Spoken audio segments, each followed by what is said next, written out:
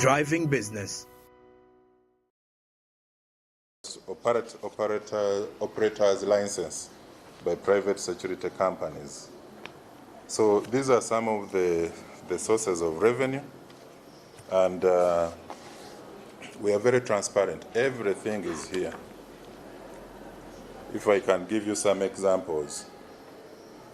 For instance, escort fees, escort of cash and cash equivalents.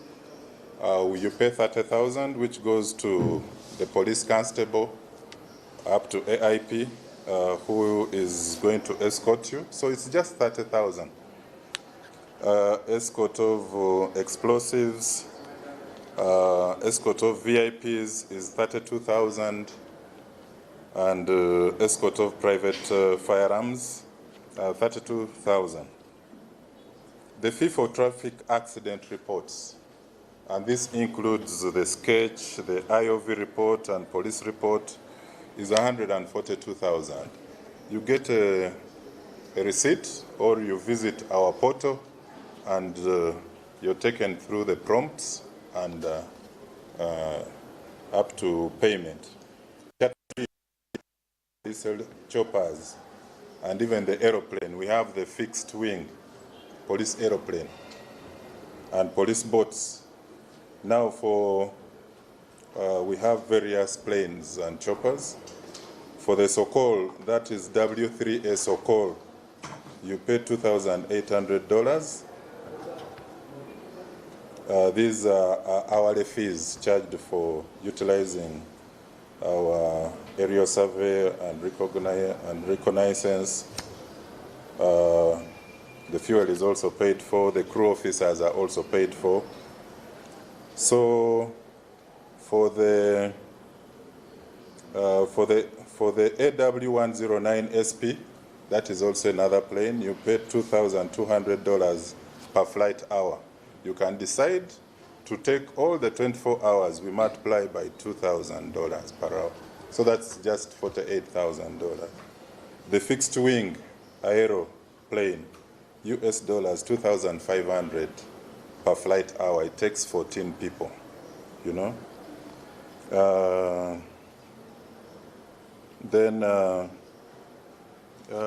And so on. Then guard fees on guarding institutions, hotels, it is 20,000 per 8 hours. Very cheap, you know. Then the other police reports go for 60,000. Police band, you pay 300,000. Motor vehicle verification, 48,000. The canteen, you rent at 300,000 per month. Get that canteen at CPS. Get the one in Katwe. You make money, you know. Where firearms rental is 20,000, and so on and so forth. So, the hire of the mega tent, to MDAs, it is 5 million only. To private individuals, it is 7 million. We carry it to your venue, and we then return it. So, we shall share this with you, so that the public can get to know which police services are actually paid for. Now, as far as police bond is concerned, use of the police canine, the canine to our canine services. We also got information that there were people who were paying for CCTV footages. Now, that one is not an NTR. If somebody is soliciting money from you for a CCTV footage, for a police bond, to record your statement, for medical examination, now, those are illegal and punishable. And you must report to the Professional Standards Unit, to the immediate supervisor at district level, regional level, then also at the police headquarters. Are we together? Thank you very much. Now, away from that, we have the police in Kampala Metropolitan and Nagalama Division managed to arrest an 18-year-old Facebook scammer for luring female job seekers and eventually raping them. This 18-year-old was identified as Lubega Ashraf from Katosi Village, Chisoga Sub-County, Mukono District. He created a fake identity on Facebook where he called himself Dr. Roni of Medical Scrub Uganda, which was offering. It was first of all advertising medical jobs and even interviewing job seekers online through that Medical Scrub Uganda page on Facebook. And eventually, the suspect would lure the female victims. Those were his targets on Facebook, briefly interview them, and then schedule a meeting to discuss the terms and conditions.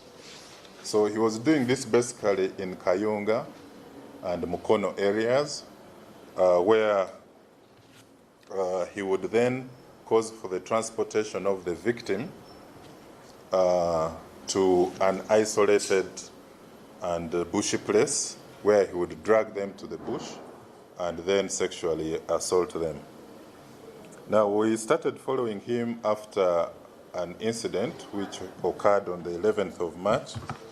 He interviewed a 24-year-old midwife from Chireka in Kampala here, and then invited her to Ntunda village in Mukono.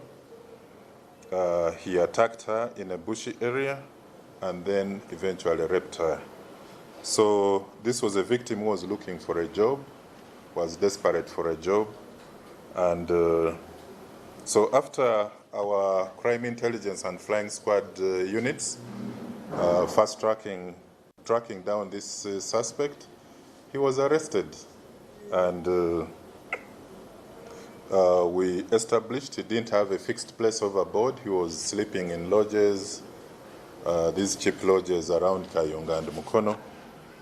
And so he was actually arrested.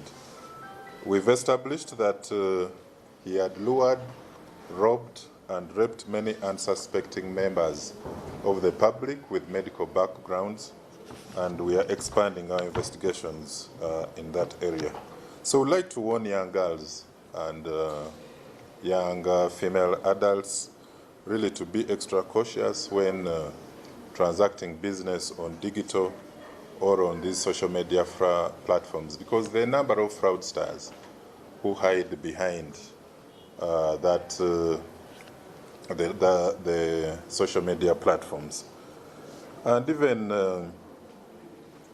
you can see this is an 18-year-old, a peasant, by the way, from Katosi, who is even not conversant with the medical terms and language. So why don't you take time to find out which type of Dr. Roni this one is, where did he go to school? Then you meet an 18-year-old Dr. Roni, a doctor at 18 years, sincerely. We also need to be vigilant before being lured by some of these suspects.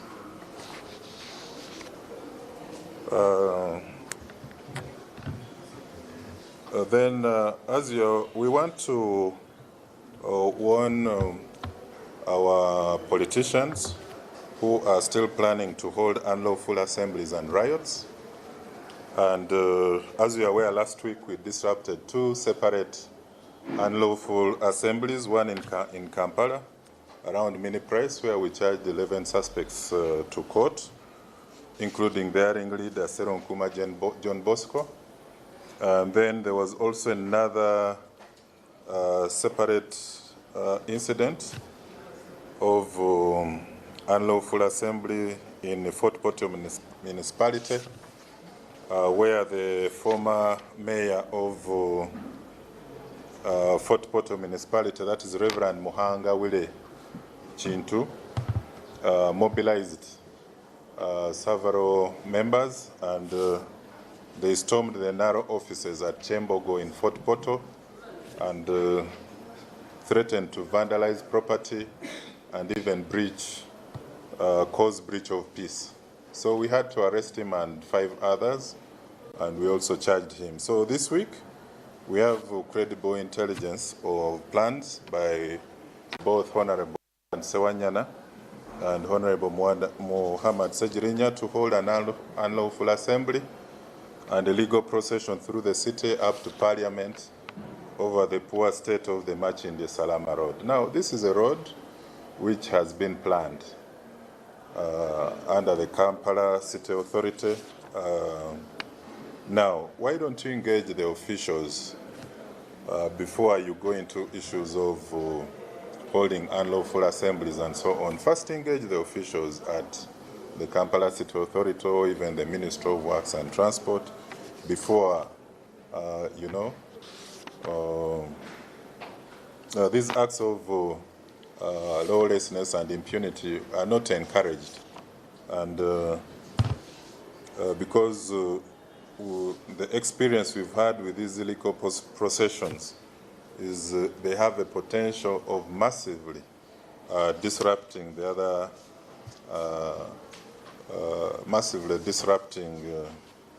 the rights of other citizens, like through the disruption of the flow of traffic, breach of peace, looting of shops.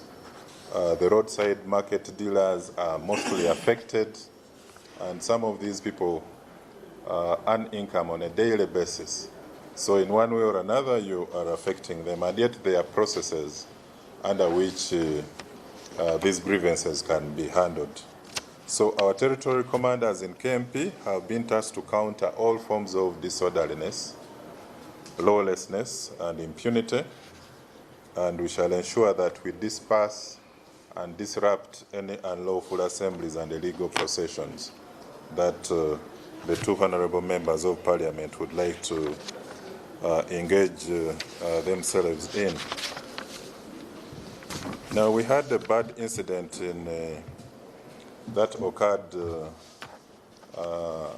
around the 7th of March, where a 4-year-old girl victim disappeared from Namayingo. But of course, after 2 weeks, that is around the 23rd, we managed to recover her body in the banana plantation of the grandfather, who had conspired with others, caused for the kidnap of this girl, and they eventually sacrificed her. The girl victim was buried alive in the banana plantation by the grandfather. So this was a very, very bad incident. We have the grandfather and 3 others arrested for the death of their 4-year-old granddaughter.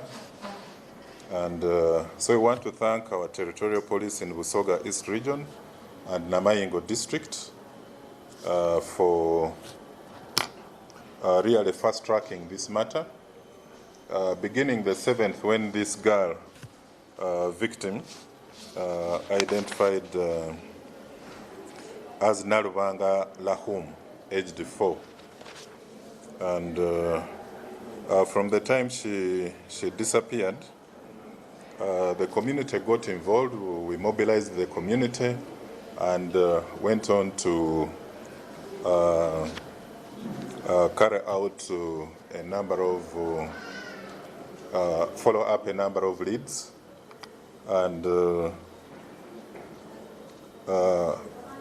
what we established is that on the 7th of March, the father of Naruvanga and her elder sister, aged 5, that is Muwanguzi Yasin, hired a border rider called Kusaifa Yoko-san to drop his 2 daughters at home. So when he When the rider reached at home, he didn't find the auntie who was supposed to remain with the children.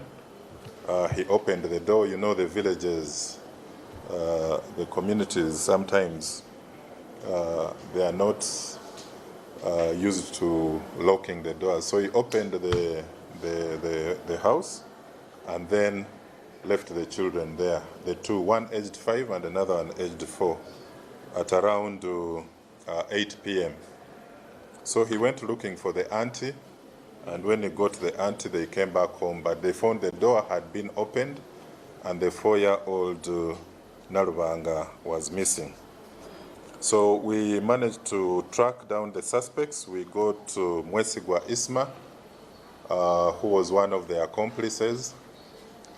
He admitted that they had sacrificed the 4-year-old girl victim on the instructions of the grandfather called Bagaga Isavirie to help in enriching himself. He had bought a taxi and he was asked to sacrifice, to carry out a ritualistic sacrifice. So that's how he got the granddaughter. So we have Bagaga Isavirie arrested, together with Mwesigwa Isma, aged 25, Isa Umaru, aged 23, and Mukuve Rashid. Like I said, they buried this 4-year-old girl alive, and she suffocated to death in the banana plantation of the grandfather. So we strongly condemn these acts of violence against very innocent young children. At 4 years, you can imagine the pain that this girl went through. So our thoughts and prayers are with the family of Narubanga Lahum, and we continue to remind parents and guardians to be extra alert while protecting children. We somehow want to blame the border riders. Well, you found no people at home. It was 8 p.m. under the cover of darkness. These are two siblings, girls, one aged 5, another one 4. They can't protect themselves. So he would have encouraged them either to lock themselves inside or could have taken the children back and wait for the auntie to return. There are a number of lessons to learn from this.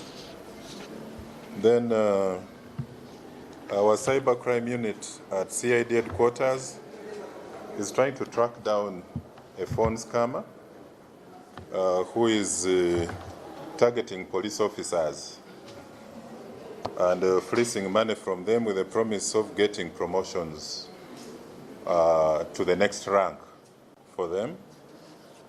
This suspect calls himself SSP Mushe Ronald, on telephone contact 0761 987 638, and he claims to be from the Human Resource Department at police headquarters. Now, we want to strongly condemn this this act, but again, we want to remind all police officers that police ranks are never bought or deemed as for sale. So all those police officers who have been parting with money under this unlawful arrangement of buying police ranks to the next level, we've asked our police commanders this time to get all these police officers with complaints where they have parted with money to allegedly earn promotions through such informal means. They should have them charged disciplinarily, because we can't go on with such. You know, somebody complaining, I was fleeced for buying a police rank. No, it is not acceptable. We are going to track down the prime culprit behind this number with a view of establishing how they accessed the personal details and records of officers, which is confidential. So somebody has a file number or a force number of a police officer and goes on to discuss even his department, where he was deployed, and a lot of information which is which is quite confidential. But we want to continue to warn the public to be extremely cautious when receiving unanticipated requests for money for a particular service or favor.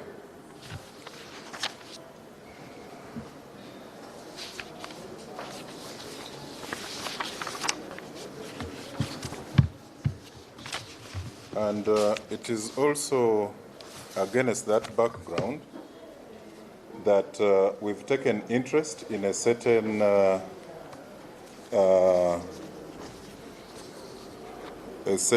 company that is advertising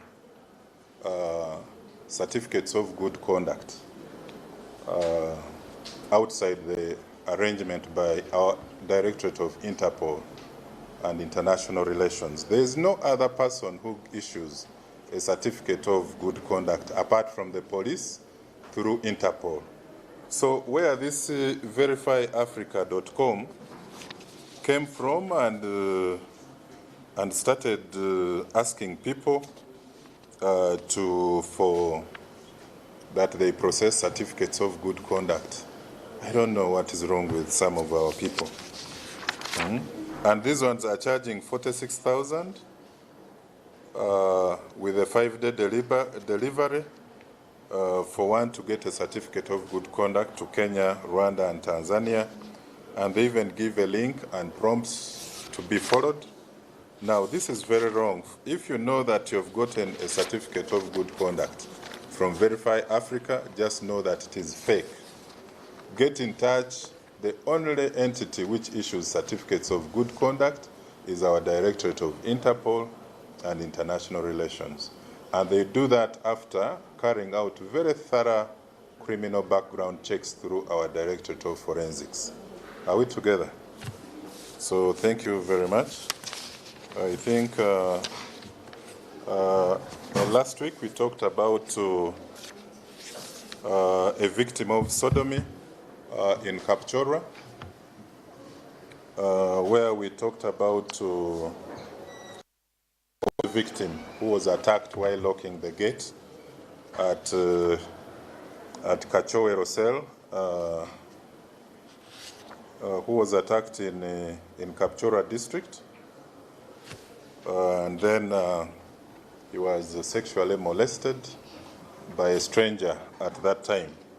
But I want to thank the community in Kapchorwa because they teamed up with the police, they mobilized themselves, and they managed to track down a suspect called Chiplangat Ronald, aged 32, and an unemployed resident of Kachowe Rosel, Barawa Ward in Central Division, Kapchorwa.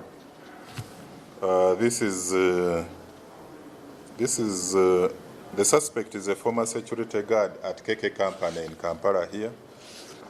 He was sacked from his job in 2014 and returned to Kapchorwa. So you're aware that during this period we are trying very, very hard to fight and counter such acts of sexual violence targeting the male child. So he's going to be charged for aggravated defilement. Let's do Luganda and then we can wind up. Did you get the other information?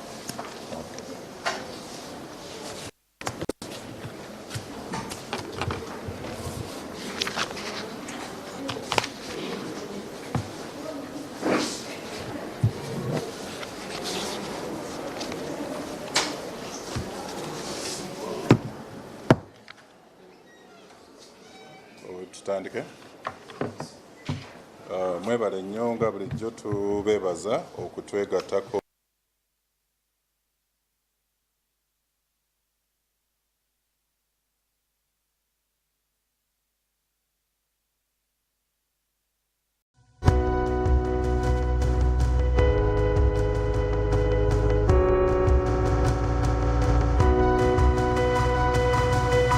Smart 24, driving business.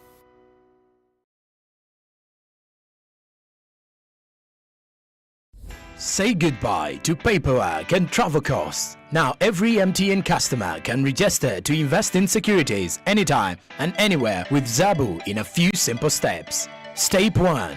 Dial *292 hash. Step 2. Select option 1. Register with Zabu. Step 3. Enter your full names.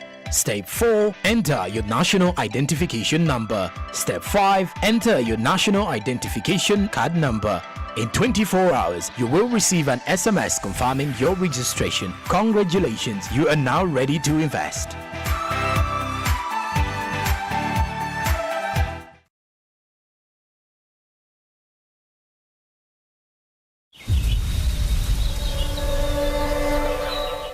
Saving or securing for the future does not only mean investing in stocks, real estates, or companies, but there are so many chances of becoming a billionaire through practicing agriculture.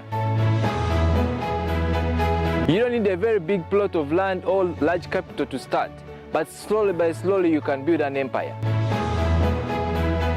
Uganda's economy is made up of agriculture, services, and industry sectors.